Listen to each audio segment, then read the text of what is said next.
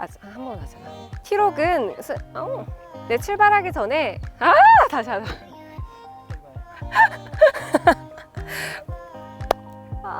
모델인데요. 이 전폭은 나 못하겠어. 어떡해.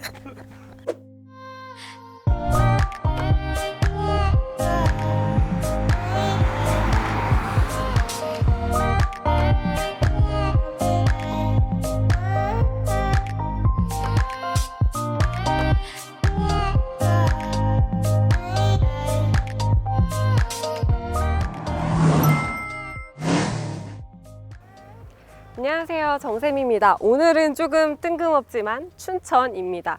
요즘 날씨도 너무 좋고 해서 여름 나들이 나왔거든요. 이 시간을 함께 할 차량은 베이비 폭스바겐이죠. 베이비 티구안이라는 귀여운 애칭을 가지고 있는 T-Roc입니다. 이 친구는 저희가 출시 현장에서 디자인 리뷰 전해드린 바 있는데요. 오늘은 좀 더 긴 시간을 통해서 자세한 이야기 전달해 드릴게요. 네, 출발하기 전에 이 크기와 색깔만 먼저 살펴볼게요. T-Roc은 SUV의 강인함과 해치백의 민첩함을 고루 섞은 크로스오버 모델인데요.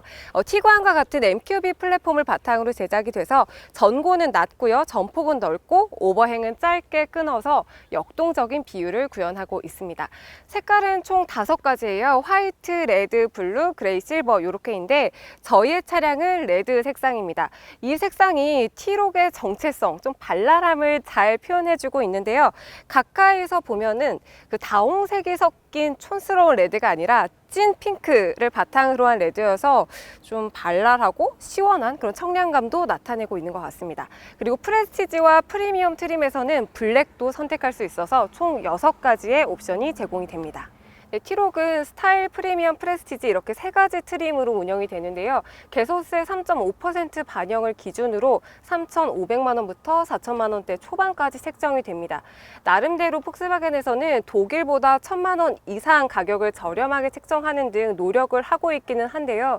특히 6월부터는 좀 특별한 파격적인 가격 인하 혜택을 제공한다고 하니 과연 이 T-Roc 살리기가 성공할지도 지켜봐야겠죠. 네, 운전석에 앉아서 보니 이 자그마한 공간 안에 폭스바겐의 감성이 진하게 담겼다, 이런 생각이 드는데요. 이 디지털 콕핏은 여기에 있는 조작 장치를 통해서 내부 구성을 조금 바꿀 수 있는데요. 디스플레이도 담백하죠. 기존 폭스바겐 형식을 그대로 따르고 있는데요. 한글화가 돼서 조금 더 편의성 있게 이용할 수 있습니다. 그리고 손동작으로 이렇게 움직임을 인식해서 편의성을 높였는데요. 이렇게 좀 세게 넘기면은 페이지가 넘어가서 운전할 때 따로 조작을 하지 않아도 되는 점은 상당히 간편하죠. 네, 스티어링 휠은 가운데 로고와 함께 이렇게 크롬 장식들이 들어가 있고요. 이런 스티치로 좀 하이라이트 부분도 들어가 있죠. 그리고 이 차에도 앰비언트 라이트가 들어가는데요. 도어 부분에 아주 얇게 적용이 되어 있습니다. 프레스티지와 프리미엄에서는 이렇게 레드 조명이 들어가고요. 스타일 트림은 하얀색 조명이 들어간다는 점 참고해 주세요. 다만 가성비를 위해서 약간 아쉬운 선택을 한 점도 보이는데요. 1열 시트는 수동으로 움직여야 하고 열선은 조작이 되는데 통풍은 없습니다. 여기 안에는 무선 충전 패드가 세로로 위치해 있는데 그렇게 길지는 않네요. 그리고 USB 장치가 2개 있고요. 네, 기어 레버에도 이렇게 빨간색 스티치가 들어가 있는데요. 전자식은 아니고요. 그리고 컵홀더도 2개 있습니다. 그런데 여기가 동그란 게 아니라 이렇게 각이 져 있어서 이런 톨 사이즈 커피를 넣을 때 조금 꽉 끼는 사이즈이긴 하네요. 그리고 여기 이렇게 차키를 놓는 장치는 여기 있고요. 그리고 자그마한 센터 콘솔이 마지막에 마련되어 있습니다. 와, 운전하기 되게 편하다. 네, 저는 이제 주행을 시작했습니다. 이 차는 몸집이 좀 아담한 소형 SUV이기 때문에 그 위에서 아래로 내려다보는 SUV적인 시야는 아니고요. 그런데 전방 시야는 괜찮습니다. 이 유리가 위에서부터 아래로 좀 널찍하게 연결이 되어 있어서 앞유리 시야는 괜찮고요. 또 측방에도 이 A필러가 좀 얇게 위치해 있어서 옆면 시야도 좋습니다. 다만 이 사이드 미러가 조금 작아요. 그리고 거울의 면적도 조금 조그맣기 때문에 사각지대가 있다는 점은 참고하셔야 할 것 같아요. 이 차의 무게는 1500kg이 조금 안 되는데요. 생각보다 스티어링 휠 반응도 민첩하고요. 그리고 운전할 때 따로 적응 시간이 필요하지 않을 정도로 편안하네요. 네, 국내 출시되는 T-Roc은 디젤 엔진으로만 운영이 됩니다. 2.0L TDI 디젤 엔진이 적용이 되었고요. 여기에 8단 DSG 변속기가 들어갑니다. 그리고 효율성이 강조된 전륜구동 레이아웃이 바탕이 돼서 최고 출력은 150마력, 그리고 최대 토크는 34.7의 넉넉한 힘을 발휘합니다. 소형 SUV인 만큼 연비에도 공을 들였는데요. 그 결과 복합 연비 기준 15.1km/L의 효율성을 갖췄고요. 도심과 고속에서의 연비는 13km 그리고 17km/L대입니다. 잠깐 느껴봤지만 출력과 가속 성능은 한마디로 재빠릅니다. 이 작은 몸집에서도 이 둔탁한 무게를 들키지 않기 위해서 상당히 분주하게 움직이는 게 느껴지는데요. 2000rpm대의 어떤 실용적인 영역에서 초반 토크감이 충분하게 느껴지도록 세팅이 되어 있어요. 특히 초반 가속성은 꽤나 빠릿해서 디젤 엔진의 둔함은 많이 덜어낸 모습이고요. 매끄럽게 속력을 끌어올려서 페달 밟는 맛이 나쁘지 않습니다. 그리고 7단 DSG 변속기 덕분에 직결감이 꽤나 매끄러운데요. 이 스티어링 휠 뒤편에는 패들 시프트가 작게 자리하고 있어서 조금 더 적극적인 드라이빙을 원할 때 이렇게 변속을 할 수 있습니다. 이 T-Roc은 주행 모드를 여기에서 바꿀 수 있는데요. 이 모드를 누르면 총 4가지가 있습니다. 에코, 노멀, 스포츠, 인디비주얼인데 지금 저희는 노멀로 달렸다가 이제 스포츠로 한번 주행해 볼게요. 이 차는 전륜의 맥퍼슨 스트럿, 후륜의 토션빔으로 가성비 있는 구성으로 채택이 되어 있는데요. 이렇게 달릴 때 약간 울퉁불퉁한 길이나 과속 방지턱을 넘을 때는 차체가 워낙 작기 때문에 이 진폭이 비교적으로 좀 크긴 합니다.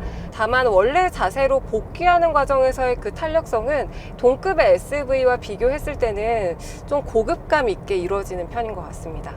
네, 국내에 판매되는 T-Roc에는 전방 충돌 보조와 긴급 제동 기능 등의 ADAS 기능이 이제 전 트림의 기본으로 들어갑니다. 프리미엄 트림부터는 앞차와의 간격을 조절해주는 어댑티브 크루즈 컨트롤 기능이 들어가는데요. 이 가격대의 소형 SUV인 점을 감안하면 꽤 훌륭한 성능이죠. 다만 이 차선의 이탈을 방지해주는 레인 어시스트 기능은 유럽 판매되는 T-Roc에는 들어가지만 국내에서 판매되는 T-Roc에는 빠져 있습니다. 네, 저는 이제 2열로 앉았습니다. 이런 소형 SUV, 컴팩트 SUV가 2030 미혼 여성, 남성을 주 타겟으로 하다 보니 2열은 꼼꼼히 신경 쓰지 않는 경우들도 있는데요. 과연 이 T-Roc은 2열을 놓치지 않았는지 지금부터 한번 살펴볼게요. 일단 전체적인 디자인은 1열과 동일합니다. 담백하고 무난한 구성인데요. 다른 게 있다면은 1열 도어 트림에는 아주 얇게 조명이 들어가잖아요. 근데 2열 부분에는 빠져 있습니다. 공간성은 상당히 괜찮습니다. 이 차에서 눈에 띄게 좋은 점 하나를 꼽으라면 저는 공간성인 것 같아요. 실제로 이 차는 전장이 4200mm 정도 되는데 휠베이스가 2600mm가 넘거든요. 그래서 이 몸집에 비해 꽤 괜찮은 휠베이스를 갖추기도 했습니다. 지금 다리 공간은 주먹이 한 2개 정도 들어가고요. 이 발밑 공간은 깊이감은 있어서 넉넉한 공간을 갖추긴 했습니다. 무엇보다 헤드룸이 상당히 좋습니다. 1열에서 운전을 할 때도 이 부분이 넉넉해서 좋았거든요. 근데 2열에서도 이렇게 파노라마 선루프가 딱 보이면서 이 공간까지 넉넉해서 생각보다 좀 쾌적하고 넉넉한 공간을 갖추고 있네요. 이 내장 색상은 검은색이 기본 컬러고요. 프레스티지와 프리미엄부터는 이 색깔이죠. 그레이 앤 이 크림 색깔을 선택할 수 있는데요. 2열의 공조는 뭐가 있을까요? 일단 이 가운데 부분에 송풍구랑 USB 포트가 2개 있습니다. 네, 2열 시트에는 열선 없고요. 통풍도 없습니다. 여기 윗부분에 옷을 걸 수 있는 자그마한 장치가 마련되어 있고요.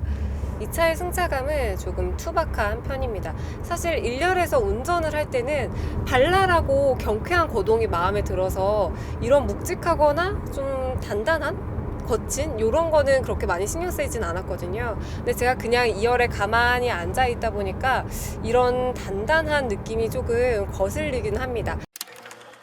네, 오늘의 초여름 나들이 우리 베이비 티록과 함께 했습니다. 처음에 티록은 2030 세대를 겨냥해서 출시가 됐는데요. 실제 판매 대수는 3040에서 인기가 많았다고 해요. 기본기를 잘 다지면서도 약간의 고급감을 더한 덕분인데요. 과연 이 티록이 국내 시장에서 어떤 또 돌풍을 일으킬지도 지켜봐야겠죠?